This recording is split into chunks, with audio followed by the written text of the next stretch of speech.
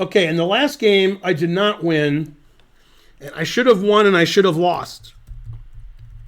And so we were both upset after the game. But I was less upset because I was only winning for like 20 moves. She was winning for like 45 moves.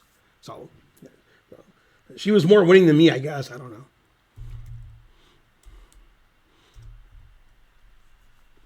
This is against Nazí Paikidze. She's been the U.S. women's champion. First time I saw Nazí was actually in India at the World Junior Championship, where I was working with Ray Robson, and she was playing in the World Junior Girls. And she played for Georgia at that point, the country, because that's where she's from. And then she came to the U.S., placed for the U.S. What's funny is I also met Priyadarshan Kanappan at the World Junior in India when he was Indian. Then he moved to St. Louis. So everybody moved to the U.S. that I met in India. Okay, so I'm white, and it was another Carol Khan, and I played my usual Panov, and she played a line that I've played with black. And in this position, the most common move is E6, which is what she played, but I play knight B6, which is not as good, but I know it pretty well. And this is all theory. This is all the main line. Hundreds and hundreds of Grandmaster games. Okay, and in this position, the engine says that she should take with the queen, and then we trade queens, and I've analyzed that position, but mainly from the black side, because I play Carol Khan with black sometimes. But she took with the pawn, and now if I trade queens, then her king moves and lets her bishop out, and her king's not really safe on the e-file, and she has an isolated pawn, so I just move my queen away. I like the way it says king e6 is a move. Okay, she played here, and I played here, and this position isn't very common. It says white's slightly better. Remember, black can't castle. Okay, and basically I played perfect every move until I blundered. So all my moves are correct. That was a hard move to play because obviously rook g8 pins my bishop, but I play queen f6 check. So I have to make sure takes is good for me, and that rook g8 takes is good for me. And the fact that I've opened the g file doesn't hurt me. But the engine says that's correct.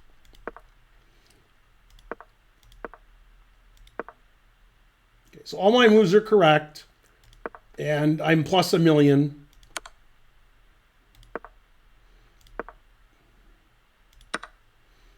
Two pawns up for basically nothing. And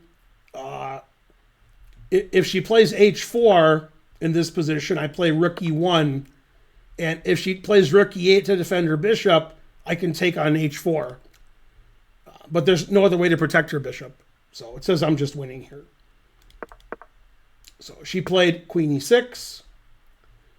I played h4. She played queen e2. I took. And like up until here, all my moves are perfect. And I'm plus 4 point something. I'm 2 pawns up. And if I play queen c4, I'm winning. If I play rook d7, I'm winning. And I made like a triple question mark move here, which loses the game. And when I moved and hit the clock, she instantly played the winning move. She was waiting for me to blunder. But yeah, if I play queen c4, it just says the game's over. Like I'm 2 pawns up for nothing, and she can never make a threat. But I blunder with rook d4. Now I'm losing. And she took. And when she took, I was like, well, that's dumb. And then when I looked at it for like 20 seconds, I'm like, oh, I'm lost. So if I take with the pawn, this wins my rook. And if I take with the queen, which was my intention, she trades queens and then wins my rook. So rook d4 is just a pathetic move. So now I'm losing. Okay, so we did this. I didn't resign. I just played on down a piece. And I'm just losing. There's nothing going on.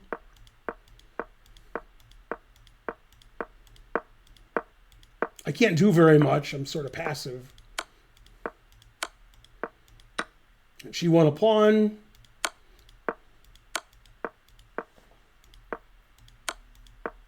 Always repeat.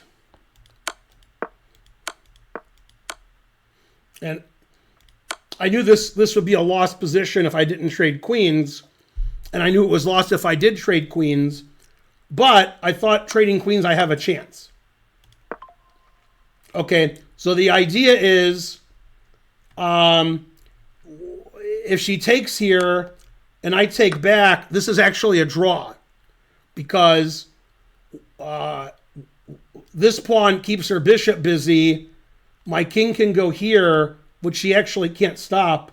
And then I can push my pawn and push this pawn. Her king will take this pawn. Her bishop will take this pawn, and I'll take her f pawn. So actually, this is a draw. Okay, but she played the winning move, king f7. I played g5 because this loses because she plays f5, and then my king can't approach. So she just wins easily. So the engine already announces mate. But g5, if I can trade off this pawn, then it's a draw because she has the wrong colored rook pawn. So her only winning move is f5. And I'm like, all right, I got a pass pawn here. I got a pass pawn here. And if I win this pawn, it's a draw. So I thought I have some drawing chances. But I'm still losing.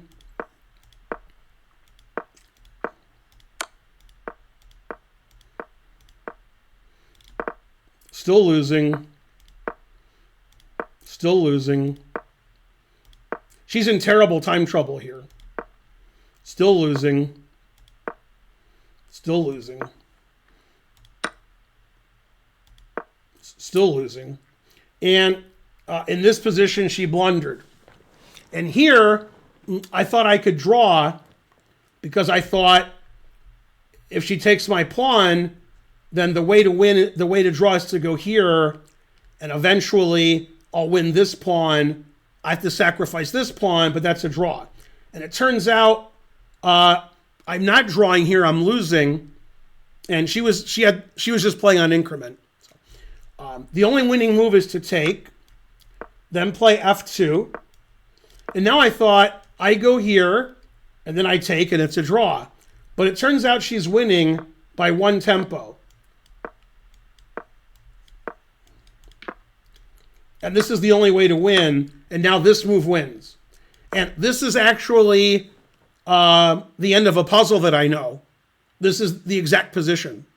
And then after king f3, king moves up, and black's winning here. I know black's winning here because I know this position already. But I didn't see that, and she didn't see that. Actually, when I played g6, I thought I was drawing.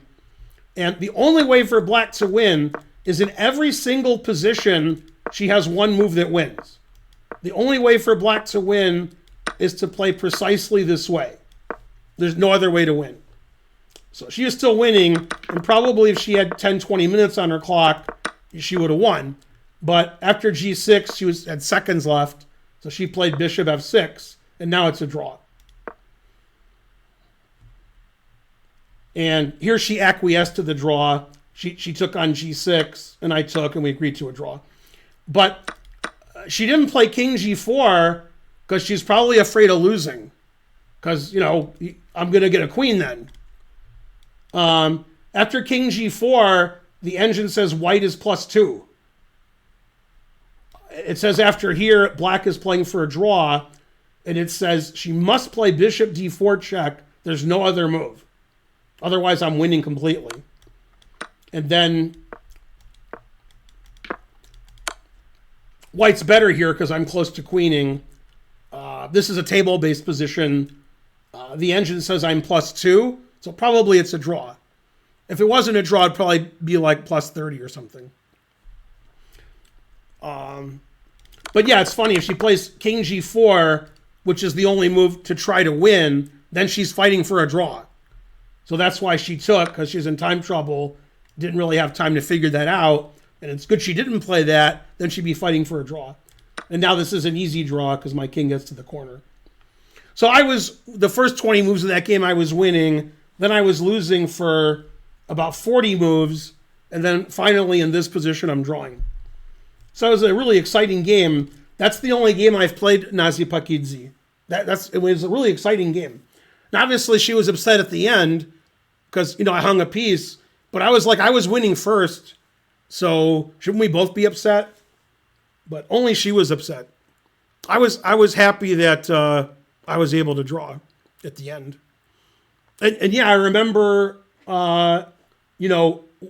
thinking I was going to lose when I hung a piece, but then I didn't resign, and I just kept trying, and eventually I drew a lost endgame.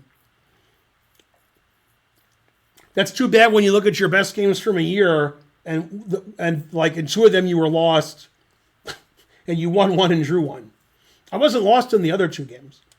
Anyway, I only have 4 games that I thought were worth looking at from 2016. I didn't have any from 2015, which is weird.